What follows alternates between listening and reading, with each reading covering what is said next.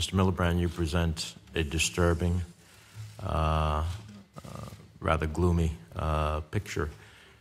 One in which not only do I believe we have a situation where we can lose a generation of Syrians, but we will buy ourselves in the international community a generation of problems. Problems that will go to unsettling what's happening in Europe, problems that lead to people who are despaired, who will then be turned and proselytized to the fights that we are presently having against terrorism. This calls for our response not only in a humanitarian context, but in our own national interest and in our own national security interest. Let me ask you, the international community sends much of its humanitarian aid from Turkey and other frontline states to vulnerable citizens inside Syria. Last year, the UN Security Council authorized only a one-year extension of cross-border aid deliveries to Syria. If humanitarian organizations lose cross-border access and are only able to program for Damascus, how is that going to affect the Syrian humanitarian response?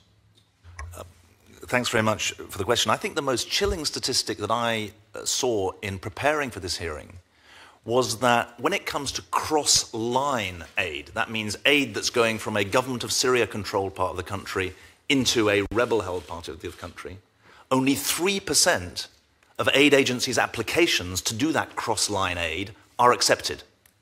That gives you an indication of the priority for cross-border aid that's going from Turkey or from Iraq or from Jordan to reach people in need. The UN figures are that about 3 million people depend on that cross-border aid. And we know from our own staff who are in areas that were previously under rebel-held control where we were delivering cross-border aid. I'm thinking particularly about the southwest of the country, Daraa, where the Syrian civil war started and where we were the main healthcare provider.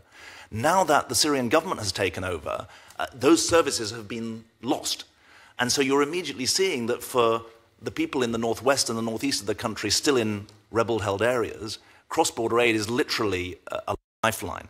3 million people in total depend on cross-border aid, and they depend on a multilateral coordination mechanism through the United Nations. There's a Syria response plan and a regional response plan covering the neighbors that's delivered in a coordinated and organized way. So cross-border aid is a lifeline.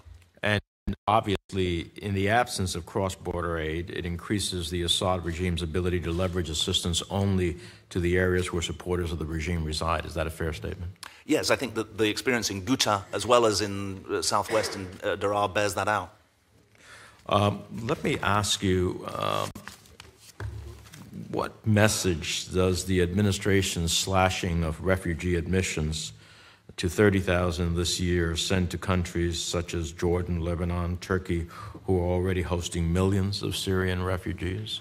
I worry that when we lead by example, we can get other countries and urge other countries to perform their fair share. But when we fail to do so, we lose the ability to advocate for others to do so. And in the case of Syrian refugees, they are the most vetted of anyone who comes to the United States. They go through the most vigorous background checks of anyone who comes to the United States. And we take only among the most vulnerable women, children, those who are highly infirmed.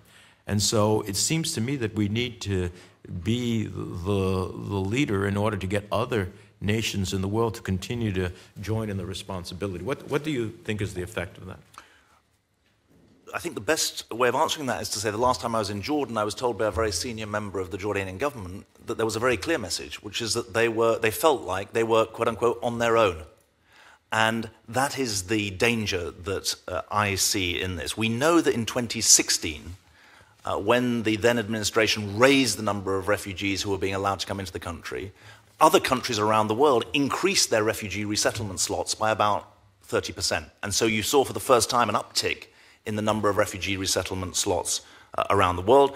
The parallel or the concomitant is that when the US, as the global leader in refugee resettlement, reduces its numbers, that also acts as a disincentive around the world. There's a final point I just want to make.